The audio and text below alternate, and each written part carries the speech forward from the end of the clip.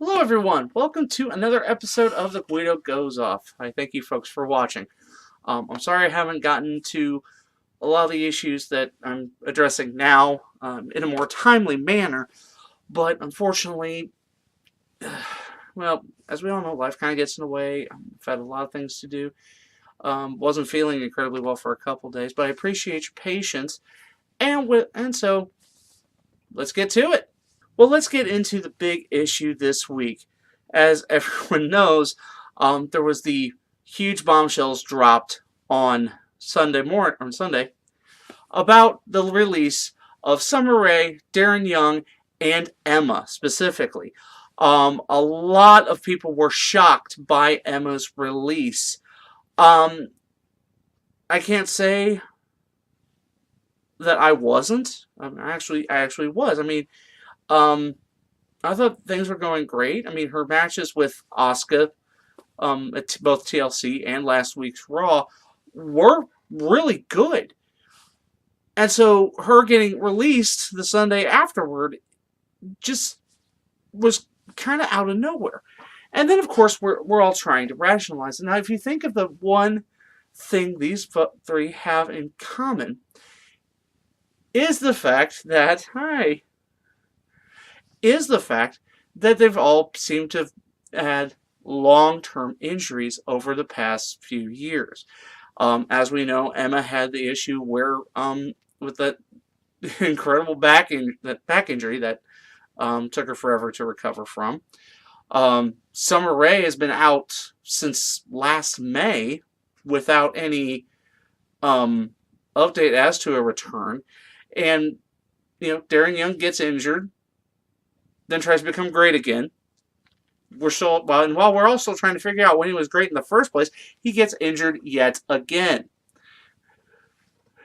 And so we're all sitting there thinking to ourselves that essentially this was the reason why. It was because they're injured all the time, and it made sense, especially with, the new crop of talent that's proposed to be coming and has signed on. It would make sense. However, it was released earlier, like a few days ago, like maybe yesterday or the day before, that the reason for Emma's release wasn't because of her constant injuries. It was because of massive heat backstage with creative, as far as working with that net here. As far as she was considered difficult to work with, and that she would complain about her station in WWE on Twitter, but instead of trying to talk to people. Well, let's face facts. There's been recently a lot of people that have had a lot of trouble as far as their station. Good Lord, Neville walks out, Nia walks out. So you think, a snide comment here on there on Twitter would get somebody to think, maybe we should talk to them and see what's really wrong. Instead of trying to talk them off the ledge, if you will. But I guess in this case, they just decided that,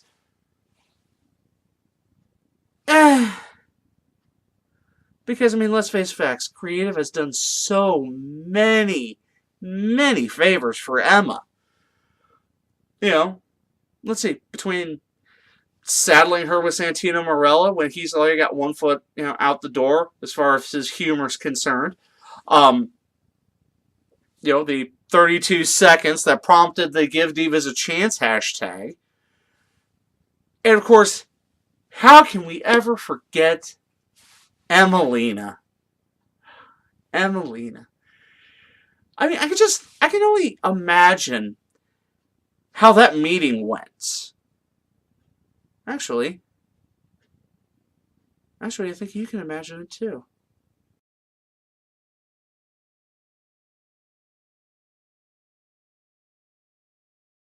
So I hear that Emma's coming back from injury. Tell me, Kevin, what great idea do you have for her character? Well, sir, the boy's a creative. He have a really great idea. Since he likes taking sexy selfies of himself, we're thinking about doing a character based on that. I like it. Really freshens up her gimmick. And to make it really sick, sir, we're thinking about changing the name of the character from Emma to Emmalina. It'll really differentiate from the character that the fans are accustomed to. Emmalina, like a Disney princess. Disney's hot right now. Like that wonderful movie Snow White that all the kids are talking about. Top-notch work done. You're absolutely right, sir. Plus, you better pull it off, because you won't sleep with... she's been very difficult to work with. Actually, sir, this quite possibly could be one of the worst ideas that has come out of this company. Who the hell are you? Oh, I'm the voice of reason, sir. You hired me after the whole Katie Vick thing. Oh, right. Yeah, the whole necrophilia thing. That was really bad. But always good to hear both sides of the argument. So tell me, voice of reason, why won't Kevin Dunn's great idea work? First, I don't know if the word great is exactly the word I'd use, but as you can see by the chart we have here, ever since her debut and pairing her up with Santino, you've really pretty much destroyed anything that made her Emma an individual. It got to the point where you had to job her out and she was just twisting in the wind. You mean like the rest of our mid-card characters? Exactly. It took her returning to NXT to get the character some steam again. And then by turning heel, or becoming evil Emma, as the kids are saying, she's become more over than she has ever been. In fact, actually doing this Emmalina character, according to the research that we've done, simply put, her stock, as far as the fans are concerned, is going to sink faster than the Titanic if you made it out of lead and had Superman pushing it down. Well, you do have some very valid points, but Kevin's worked for me for years, decades even, as long as I can remember. And how long have you worked here? Not nearly long enough, sir. Well, despite it being reasonable what you said, we're gonna do what Kevin wants to do. It sounds like a great idea to me. Great decision, sir. This is why you're the most creative mind in all of entertainment.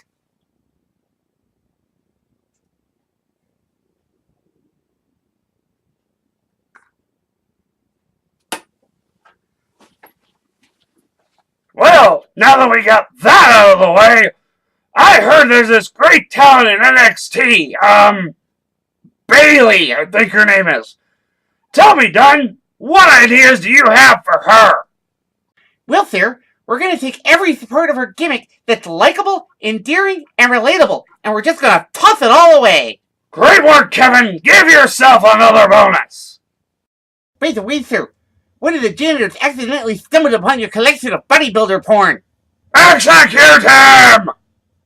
Okay, let's all take a second and admit to ourselves that's how we thought it went. But again, of course, that's not really the end of the story. Perhaps equally as controversial were recently hired, still really new, probably shouldn't have said what he said, the comments from Lio Rush. For those of you who don't know who Lio Rush is, Lio Rush was recently signed to NXT, spent a lot of time in the indie circuit. I think he also had the moniker of the Man of the Hour. Won Ring of Honor's 2016 Top Prospect Tournament, and came in with a lot of buzz, and I'd say is really worth it because he's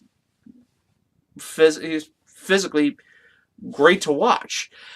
However, apparently not very tactful, as was evidenced by his comment after Emma's release of clearly she wasn't ready for Asuka. I'm sure I'm paraphrasing. Well, a lot of people got really angry about this, including a lot of wrestlers. Now, don't get me wrong, some wrestlers came to his defense, most notably Mick Foley. And now, I'm going to be honest, I thought, too, it's like, dude, No, bad timing. And that's really what I think it was. It was his attempt to make a joke. It backfired incredibly. As you know, I don't know how many people here have to try to be humorous and fail miserably. I know there's a lot of us that do YouTube that have that happen to us, and we get the too soons or the you assholes, and we move on. We track it up like, okay, that was not the best thing to say at that time. Let's try to move on. So I think that Lio Rush should get a pass in this situation, but next time.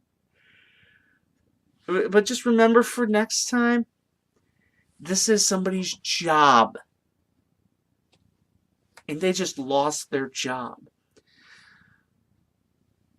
I don't know how many people out there have lost jobs or actually have been on the other end of that desk where you're basically telling somebody they're out of a job.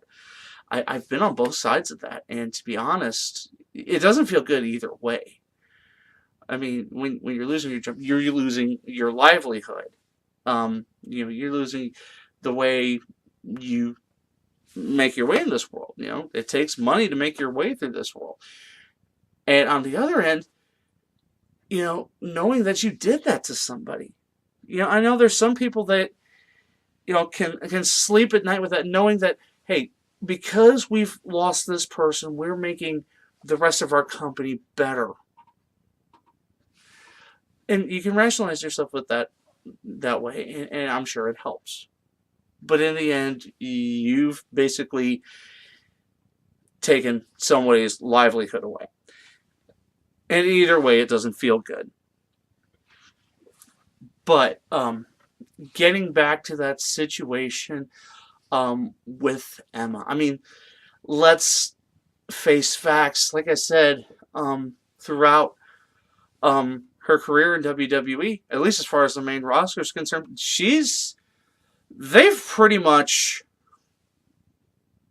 they've fucked up that character 6 ways to Sunday, to the point where she's sitting there trying to do something different, and then she gets crucified for trying to do something different. But the thing is, this seems to be par for the course a lot in WWE. Whenever it just seems like people get punished for trying to make their characters better, getting over without permission, saying to creative, hey, your ideas are bullshit.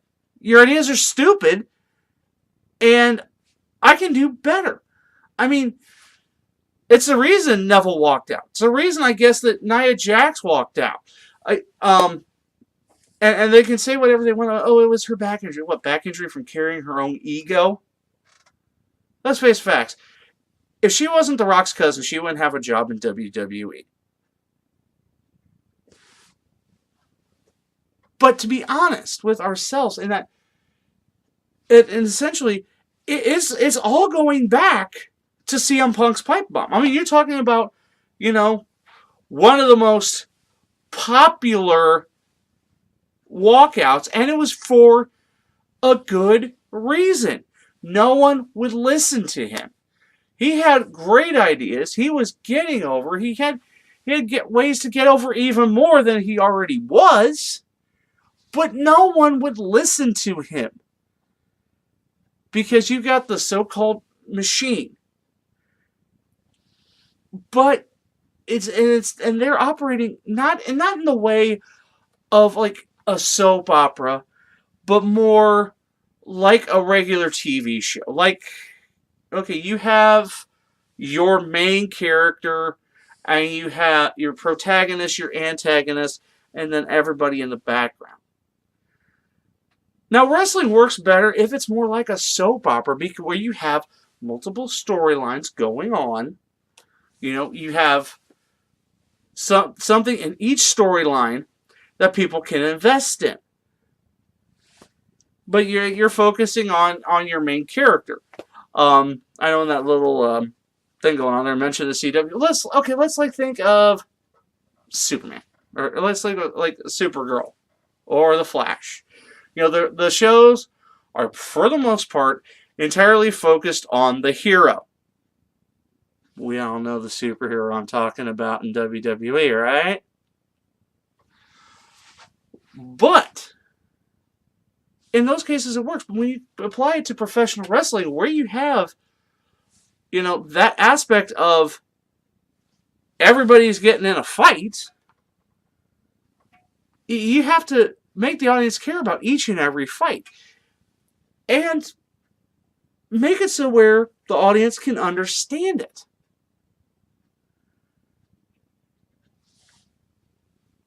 And when you're focusing on one character, you know, all this other stuff's getting thrown by the wayside. I mean, and you talk about this women's revolution. I'm not going to lie. Where is it? It's like occasionally we lift up certain women. You know, like we'll elevate the horsewomen, or we'll elevate, you know, like Alexa or Asuka, or, you know, occasionally it's like we got, you know, one person being lifted, you know, and that's the thing.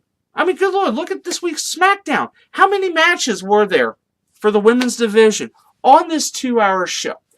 I mean, on Raw, you had 3 women's division matches. So basically you had, if you average it out, 1 an hour. How many women's matches did you have on SmackDown? Oh yeah, none.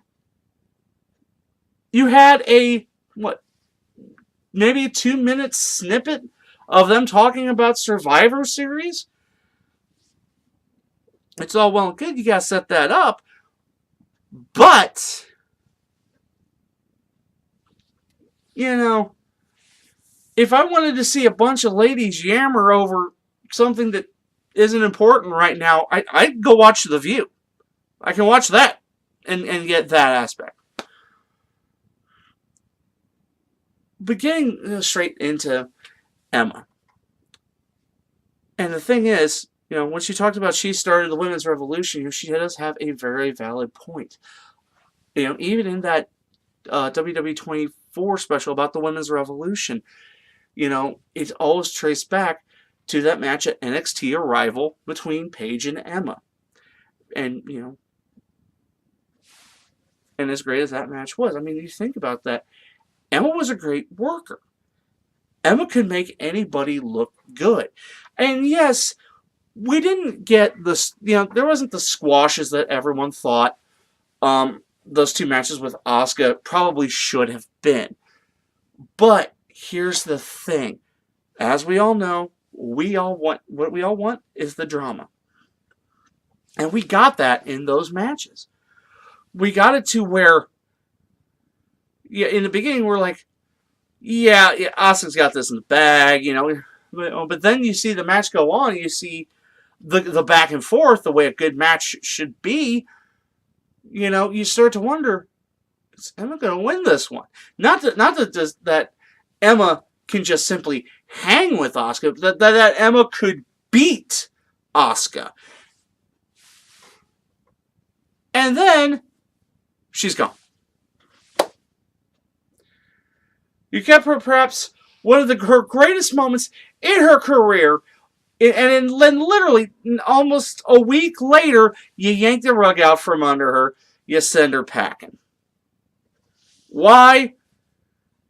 Because the people you put in a department called creative can't get it right. And as we've seen, with all these wrestlers walking out or threatening to walk out or complaining on Twitter, Emma's case is not singular. And we know this has been going on for a while, a long time. And as much as I've made light of it, it's the simple fact that we like watching these people, but we deserve to see these people do better, to see everyone do better. Whereas you've got this creative department led by a guy that is so out of touch. He thought Mad Men was live TV that thinks that the old model for how you do business works. And it's not. I mean, you think about every chance they have had to slow build Roman Reigns. If you had taken the time and built Roman Reigns slowly, oh my God, he would be as over as John Cena by now. I mean, think about it. You've had over 3 years to get this right. But no, you try to force it in. You try to punch it in. You try to bash the audience over the head with it. And in all actuality, that never works. It has grown this resentment.